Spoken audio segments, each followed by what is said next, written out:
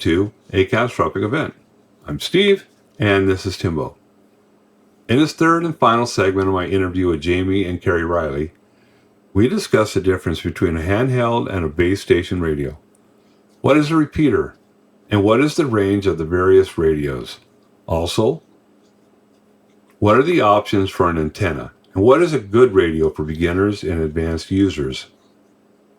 So, can anyone use a ham radio, whether licensed or not, in an emergency? Yes, they can. You can always listen in, but the key word is that if you transmit and you're not licensed, it has to be emergency life-death situation. So if for instance, you were to be in an emergency situation, you could use his license to transfer or to call an emergency? I can just use the radio. An unlicensed person can turn on the radio. For instance, say he passes out and my daughter comes home and finds him.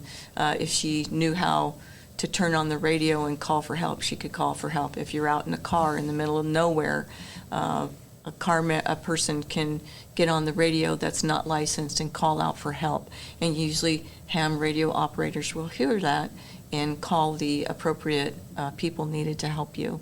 And same, like if it's a huge encompassing emergency, you can get on and talk to others to help you during that time. So any emergency, any person, as long as you can turn on the radio and push the talk button and call out, you can do that. Okay. I mean, that's good to know.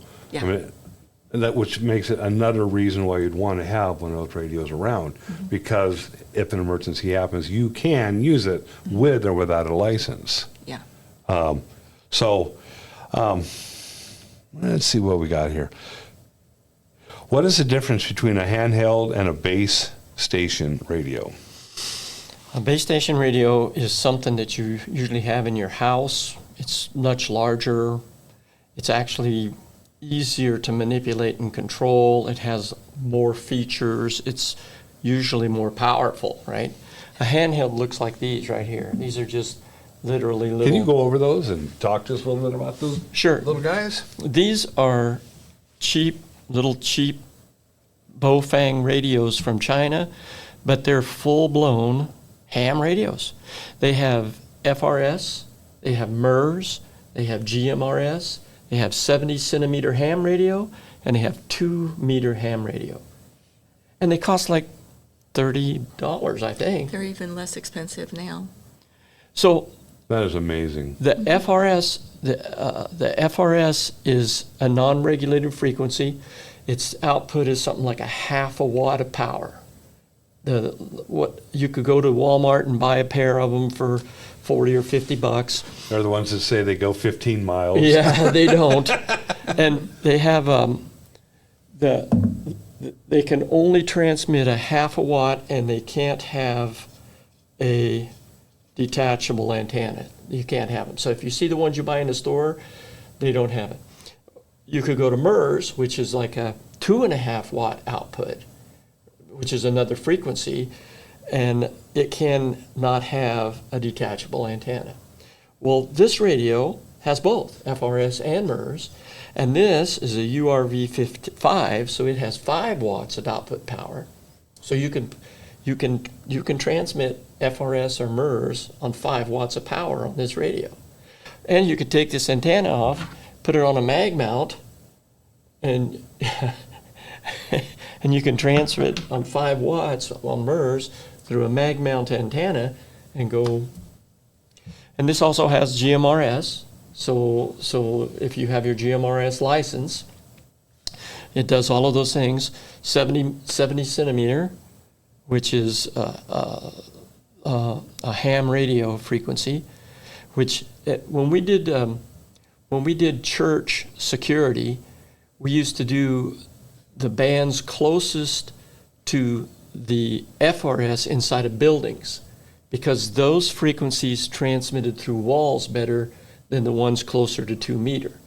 So if we were outside, we would use MERS, or if we were in a big building, we would use MERS, And if we were inside of a building, we would use FRS, because those frequencies correspond more to, like FRS corresponds more to 70 centimeter, and MERS corresponds more to 2 meter.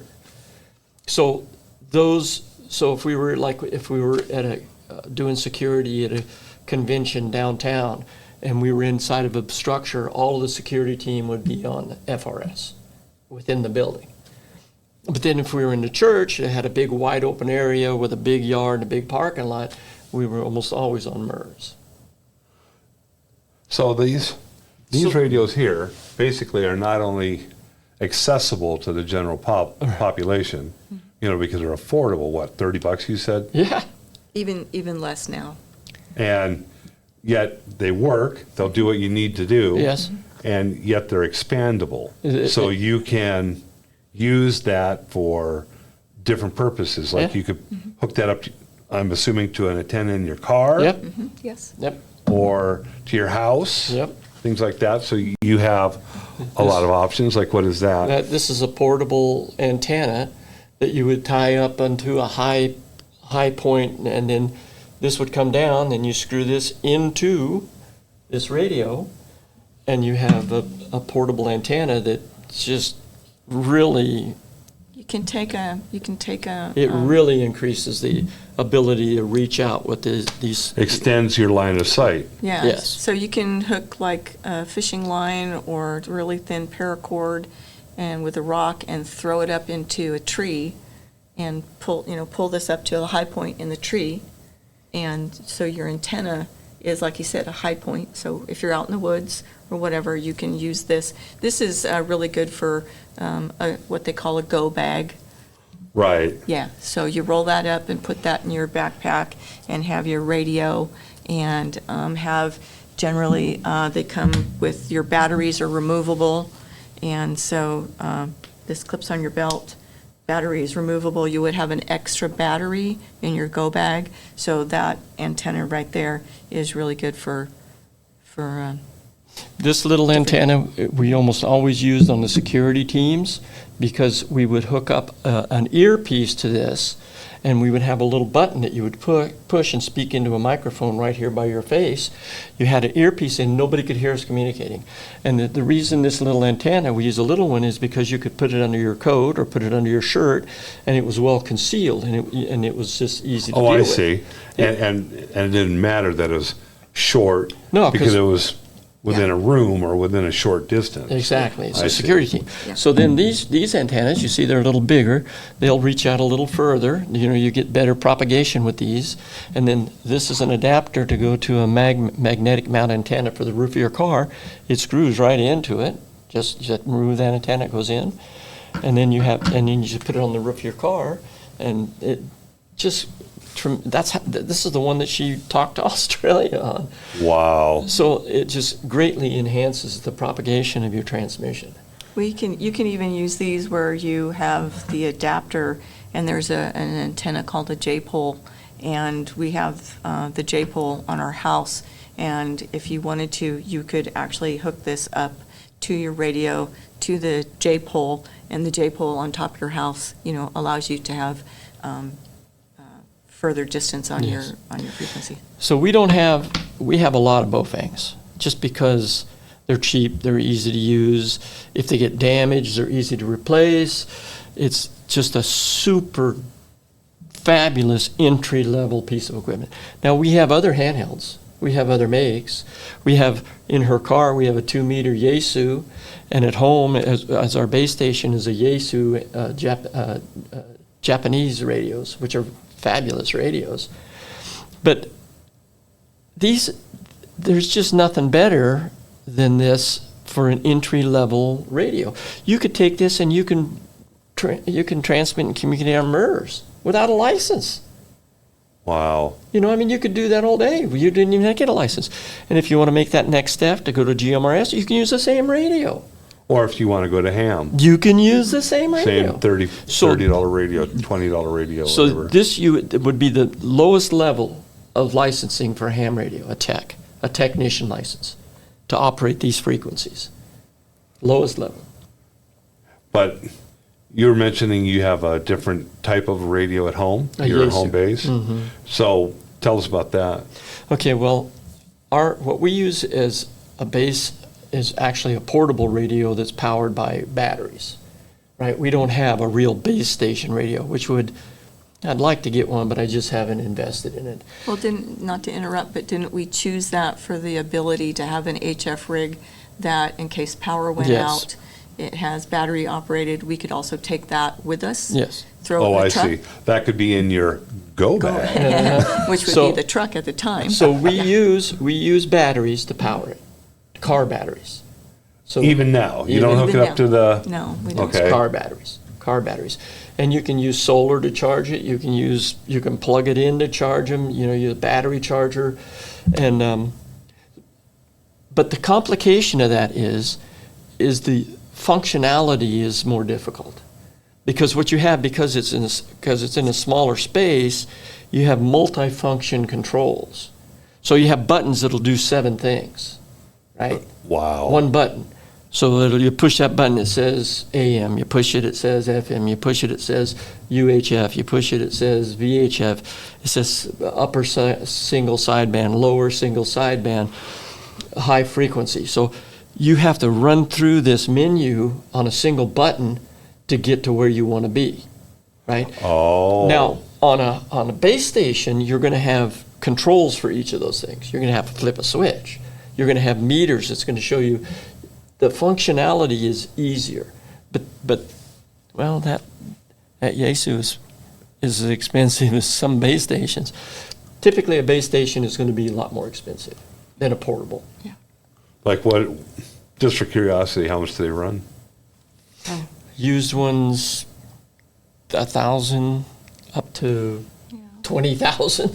Really? I don't know about the more upper high end ones, but you can get used base stations. Technology does change, and so you have to be careful. I think when you go and get a used base station radio, you kind of have to know what you're looking for, and if you don't, take a friend who is Versed and well equipped in what the radio can do.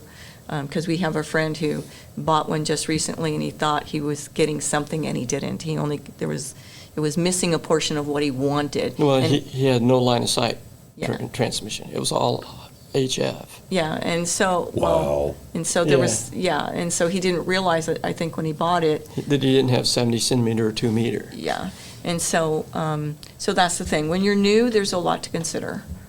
Yeah. So anyway, sorry. Okay. Yeah, basically what you're saying is, and this is like almost everything else, do your own due diligence. Yeah. That is a radio that you could start out with. That's like the this is best just radio. A to good start. basic unit that anybody could use, anybody can start with, but if you're going to move up the chain, then you need to do your due diligence.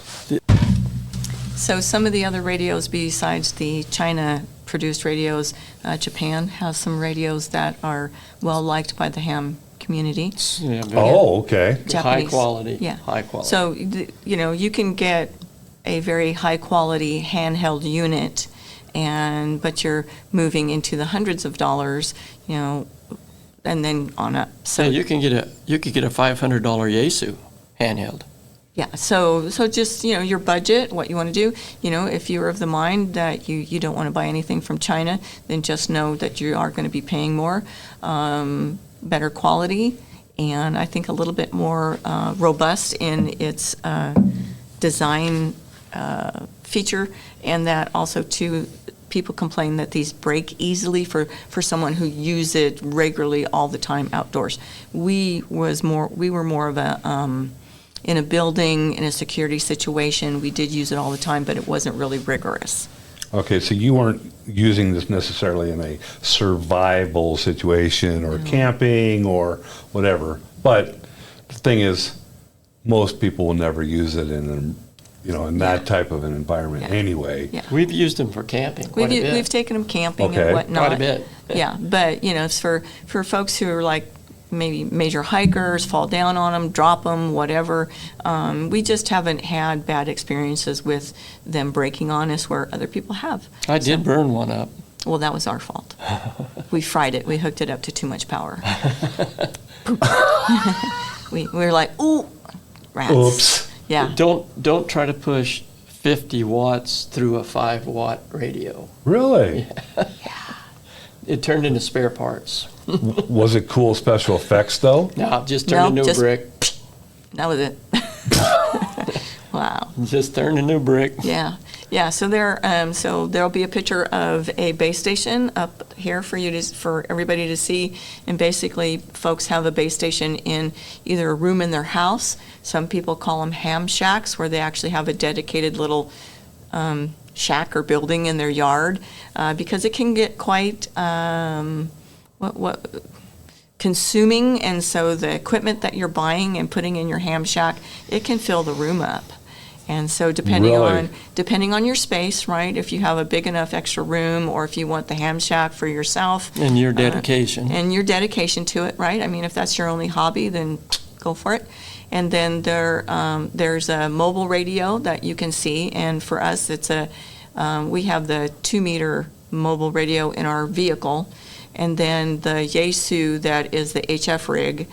That's what we use as a base station, but it's technically a mobile unit that we could take with us if we need to. Mm-hmm. So you'll have a picture of a mobile station, a base station, and I think in a cabinet, yeah. And then also a quite hilarious picture of a car with several antennas on it. You can get quite caught up with that as well. So. Yeah, people are going to excess on anything. Yes. So basically, a ham hut? Did you say? A ham shack. Ham shack. You could call it a ham hut. You could start something new. Like a man cave, Yeah. but this is my ham hut. This is my ham hut. People get pretty dedicated. You know, they'll have hats with their call signs on it, license plates on their cars, or bumper stickers, you know, with their call sign on it. Mm-hmm. Right, I've seen that. Yeah. Right. So, okay, on these, you're mentioning the different antennas. Mm-hmm. Are these antennas readily available? Are they all interchangeable? Do they do the same thing? Do they do different things? Why would you want different antennas? Well, it increases the propagation of your transmission. It'll allow you to go further with it, and there's all kinds of different antennas. There's directional antennas, where the antenna is framed in such a way that it transmits and receives in a specific direction, and there's omnidirectional antennas that propagate and receive just all directions, and it's a super important component of the functionality of your radio. So, if you were to buy one of these and you want to do a specific task with it, you want to broadcast on a certain frequency, you would be able to get a antenna that would work with that frequency better than a multi-purpose one, or? Yeah, yes. I think these are both a multi-purpose. I think the one in the center, that's the one that came with the radio, is it? This one. This one. And then I can't remember why we got that one. We bought that shorter one on purpose for security, because it doesn't imprint on your clothing that you're carrying, where your radio is. Okay. And so, like, for instance, the mobile unit that we have in our car, we started off with one particular type of antenna, and I really wasn't getting good signal out, and I had a lot of what they call picket fencing, and so based on our radio, we talked with somebody, and they said, oh, you probably need to look at this type of antenna, and so we switched antennas that actually go on our car, and we have a lot more success broadcasting with our radio in the car. So it does help to have a specific antenna at times and know what that antenna can do. And we need to work on our antenna at home for our HF rig. Yeah. Yeah, we're going to do a few things to help get the signal out a little bit better. So, Okay. Yeah. And you're asking the right people, okay, so what antenna do I need or Yeah, we whatever? want to do this. I'm experiencing this problem, and as one of our teachers used to say, YouTube is your friend. If you can't talk to somebody readily, like you said, do your due diligence, check out, I have this problem, and if you can't do that, then grab somebody that you can from a club or whatever. I have these questions. I don't know why it's, not working. Can you help me out? And like you said, they're usually great people. They help you out. Wow. Yeah. Okay. And let me see what we got here. Well, I think we've covered all the questions. Do you guys have any final thoughts? Anything you'd like to share with the audience before we head out? Oh, I kind of do. I think that you've heard in what I've been saying. For me personally, it's a matter of feeling connected to my community, knowing what's happening, kind of not ahead of time, but real time, and that's a comfort to me. So I would encourage people, if you're that kind of person, then go for it, because there is entry-level radios. Get your experience in now, because as we all know, there's no muscle memory if you've never done it and an emergency happens, or you want to do it and you feel stressed or anxiety. It doesn't help that you don't know what you're doing. So just jump into it inexpensively, get your family involved, make it a fun project, teach your kids, right? And so that's what I would say. Just, if this interests you, it's very affordable, there's lots of people to talk to, and it can be a really fun thing to do.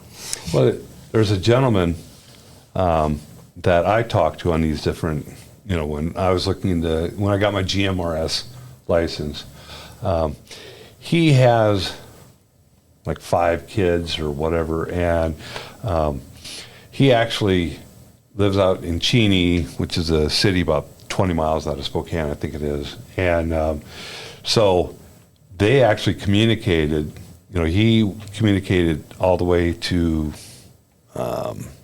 Hayden Lake with their GMRS using the repeaters in the area. And the thing is, first off, they did make a game of it with their family, and that is the way they communicate. Okay, I'm going to be late. Something came up. This is, or hey, Susie, can you pick up some whatever from the store, whatever. So not only does it come in handy, but in today's world, it probably would behoove everybody to start looking into a group of people that you trust, and if something were to happen, then you would be able to communicate with them. And by doing it now, before anything happens, while there's still everything is fun and games and everything's available, you could get that practice that you're talking about. Yeah. And that way, when something happens, and it doesn't have to be end of the world, like you're saying, fires, flooding.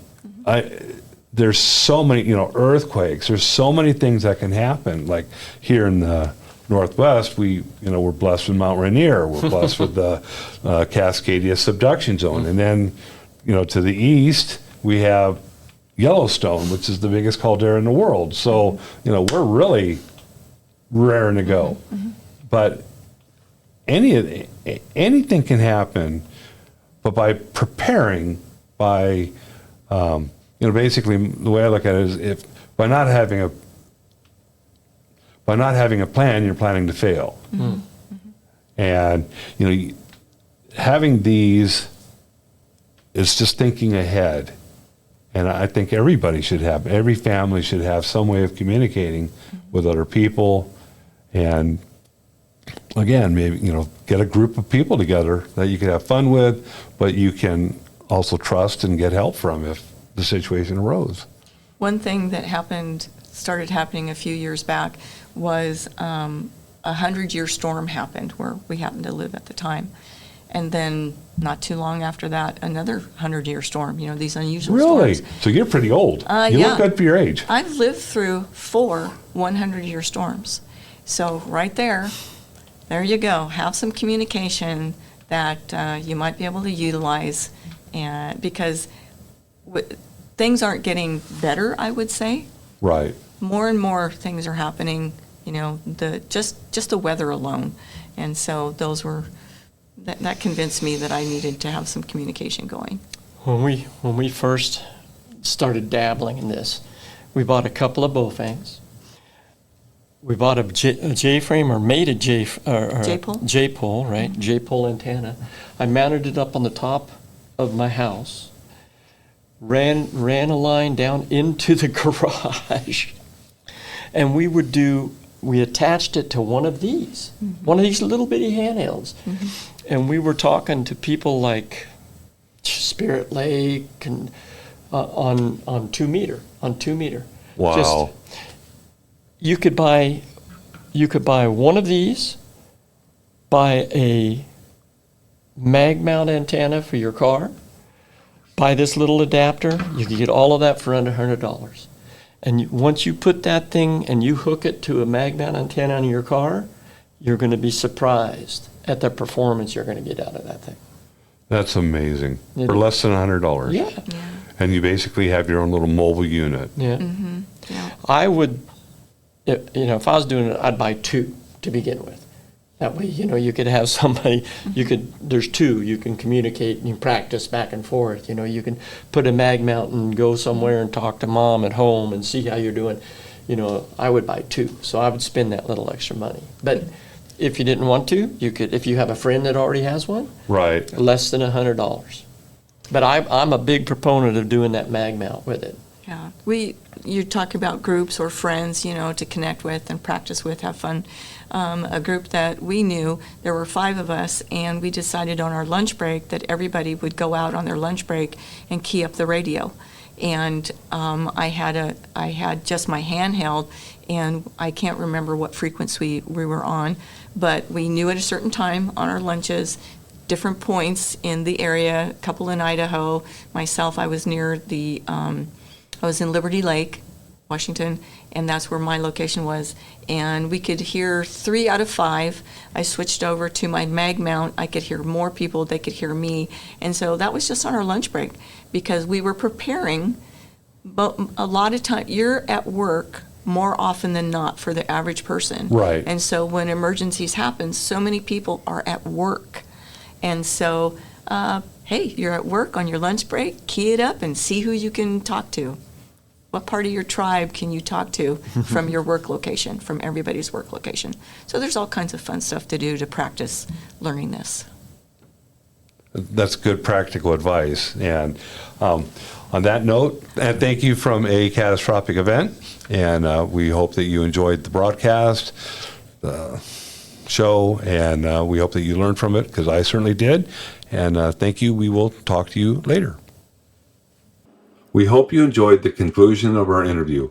Because Hope is on a plan, we aim to help you become more self-sufficient by providing links to materials to aid you on your journey. So thank you for watching this video, and we hope that you have an excellent day.